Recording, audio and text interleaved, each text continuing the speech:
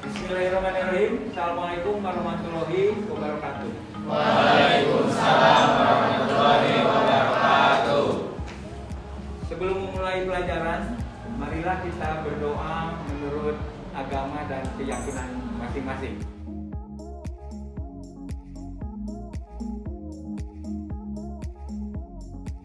Semua ya? Ya, alhamdulillah. Semoga kesehatan ini kita terus jaga, apalagi dalam kondisi masih kondisi pandemi, ya. Kita harus tetap menjaga kesehatan, ya, antara kita harus saling menjaga. Baik, dalam kesempatan ini saya akan menyampaikan materi kepada Anda tentang apa yang akan kita ajarkan saat ini. Diharapkan Anda bisa mengikuti proses belajar, dan setelah proses belajar ini diharapkan Anda mampu mengidentifikasi informasi yang mencakup orientasi, rangkaian kegiatan yang saling berkaitan, kemudian komplikasi dan resolusi.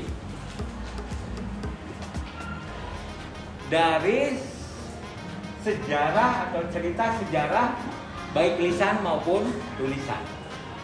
Nah, tujuan yang kedua diharapkan setelah proses belajar mengajar ini selesai, maka Anda diharapkan mampu mengkonstruksi nilai-nilai dari informasi cerita sejarah dari sebuah teks eksplanasi. Ya, itu.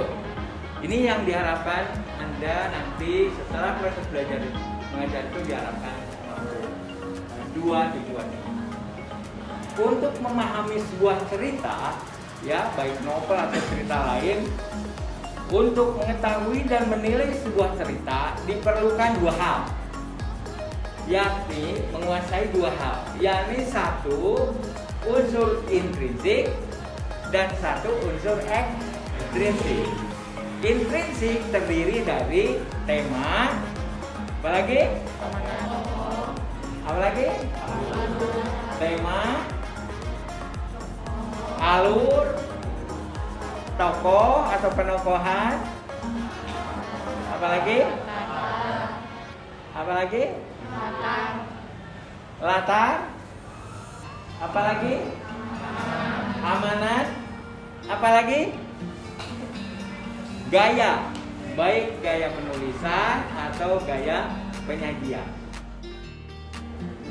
Atau unsur intrinsik itu sebenarnya apa?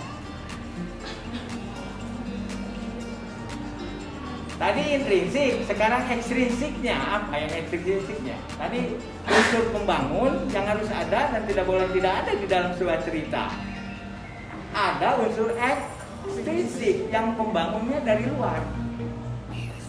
Misal, kenapa Iwan Fals kalau mencipta lagu, lagunya seperti itu saja?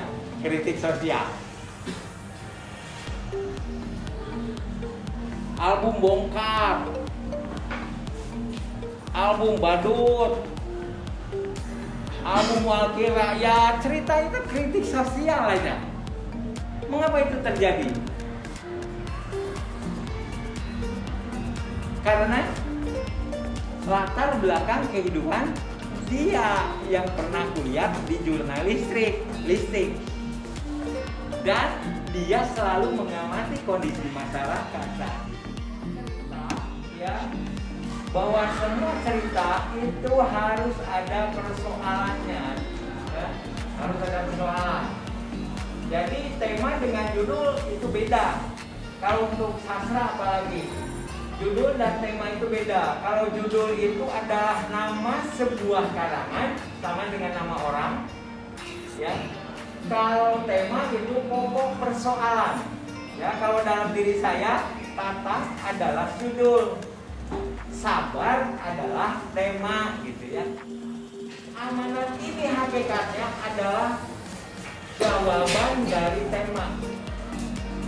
Kalau di tema ada persoalan, maka di amanat ada jawaban. Misalnya temanya adalah tentang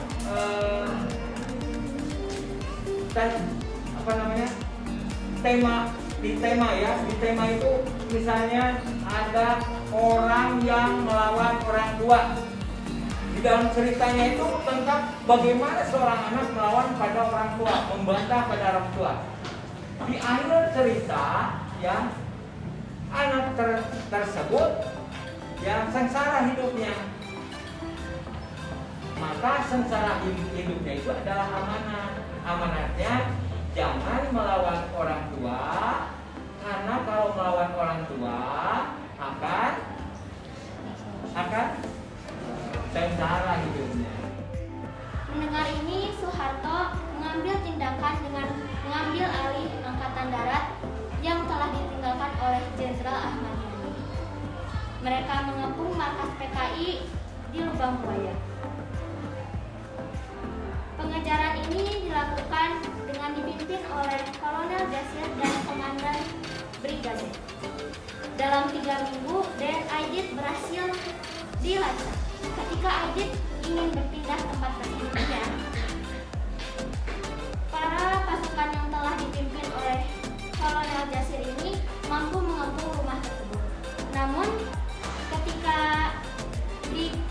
didobrak dan digeledah, rumah tersebut kosong, sehingga Kolonel Jasir ini meminta untuk pasukannya untuk menggeledah secara lebih dalam. Ketika ia membuka lemari,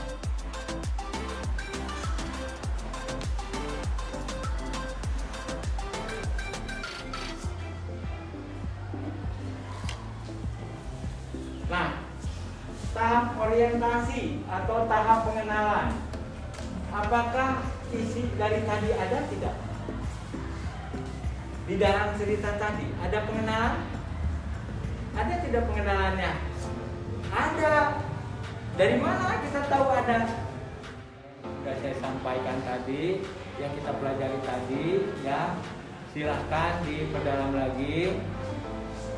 Mudah-mudahan dengan apa yang kita pahami ini bisa membuat kita lebih cinta lagi terhadap bangsa dan negara kita melalui ya, membaca karya-karya novel sejarah.